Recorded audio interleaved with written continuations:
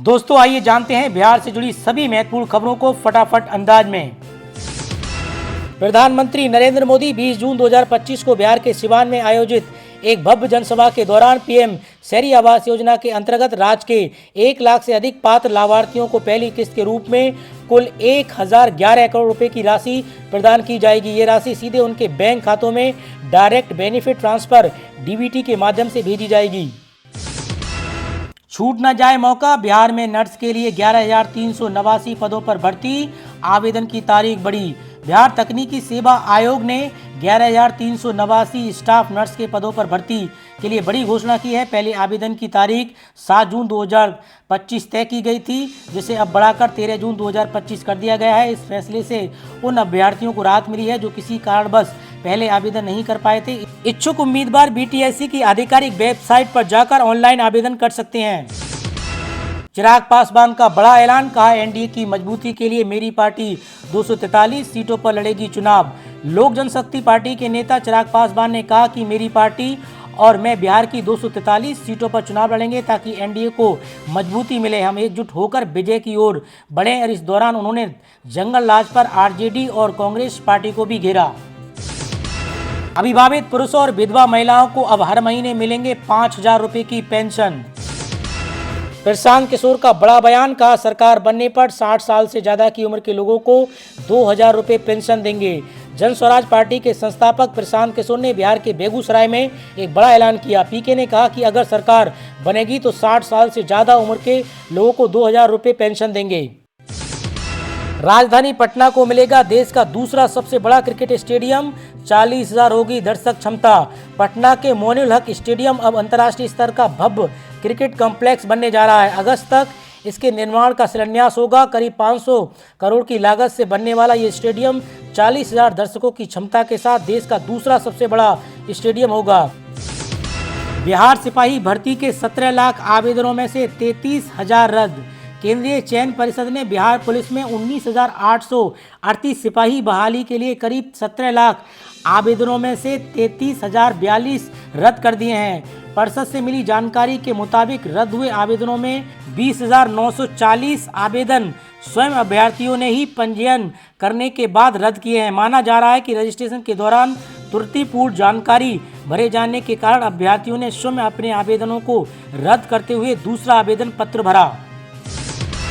मोदी सरकार का बड़ा फैसला, बिहार के सरकारी कर्मचारियों को भी होगा बड़ा फायदा। जनवरी 2026 में लागू हो सकता है 8वां पे कमीशन। केंद्र की मोदी सरकार की तरफ से 8वें वित्त आयोग के लिए हरी झंडी मिल चुकी है। माना जा रहा है कि 1 जनवरी 2026 को 8वां वित्त आयोग लागू हो जाएगा।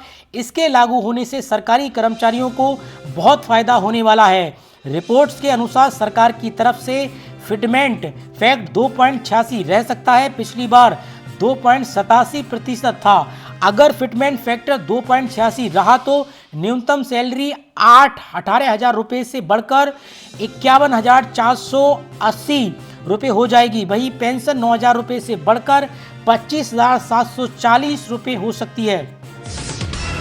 बिहार के बेगूसराय में छात्रों को मुफ्त में मिलेगी ड्रेस, किताबें, योग, कंप्यूटर, सेल्फ डिफेंस को मिलेगी ट्रेनिंग। 4 सप्ताह के लिए वर्कशॉप शुरू। जनगणना के बाद परिसीमन की तैयारियां, महिलाओं के लिए 1/3 सीटों का आरक्षण। लोकसभा और विधानसभा की सीटें बढ़ सकती हैं। 2027 में जनगणना के बाद लोकसभा और विधानसभा का परिसीमन हो सकता है। इस परिसीमन में सीटें बढ़ेंगी और महिलाओं के लिए आरक्षण लागू होगा। डिजिटल आंकड़ों और मैपिंग से प्रक्रिया तेजी से पूरी हो सकती है। 2002 में सीटों पर रोक लगी थी हालांकि, लेकिन अब जनगणना के बाद परिसीमन का रास्ता खुलेगा। लोकसभा की सीटें 800 से अधिक होने की संभावना है। बिहार के 26 जिलों में आज हीट वेव का अलर्ट। 40 डिग्री सेल्सियस जा सकता है अधिकतम तापमान। 12 जून के बाद बारिश की संभावना। पटना में इंडिया महागठबंधन के घटक दलों की बैठक आगामी 12 जून को होगी। नेता प्रतिपक्ष तेजस्वी यादव की अध्यक्षता में होने वाली इस बैठक में इंडिया गठबंधन के सभी घटक दलों के नेता शामिल होंगे। कोऑर्डिनेशन कमेटी के सदस्यों के साथ इस बैठक में सभी उप समितियों के सदस्य भी मौजूद रहेंगे। इस बैठक में गठबंधन के अंदर कई मुद्दों पर एक राय बनाने की कोशिश होगी। साथ ही आने वाले दिनों में एनडीए गठबंधन की सरकार के खिलाफ सामूहिक रूप से प्रदर्शन की रूपरेखा तैयार की जाएगी। 40,000 से अधिक स्कूलों के लिए खुशखबरी, नीतीश सरकार दे रही है मंजूरी।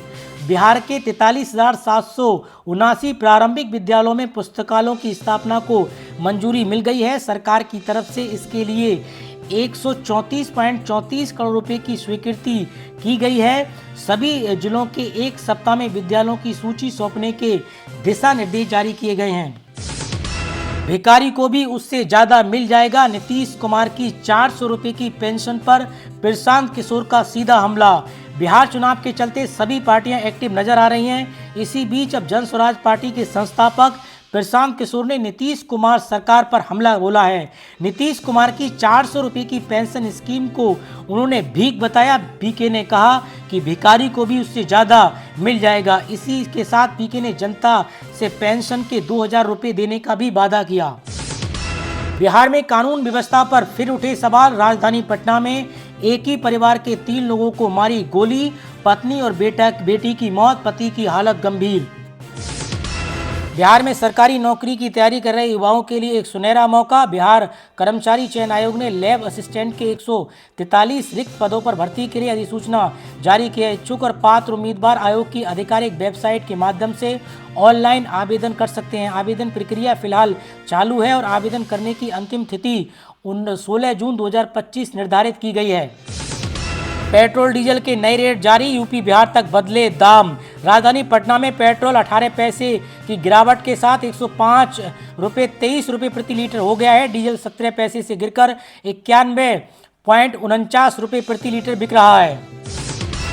यूजीसी नेट जून 2025 एग्जाम का नया शेड्यूल जारी। 25 से 29 जून तक सीबीटी मोड में होंगे पेपर।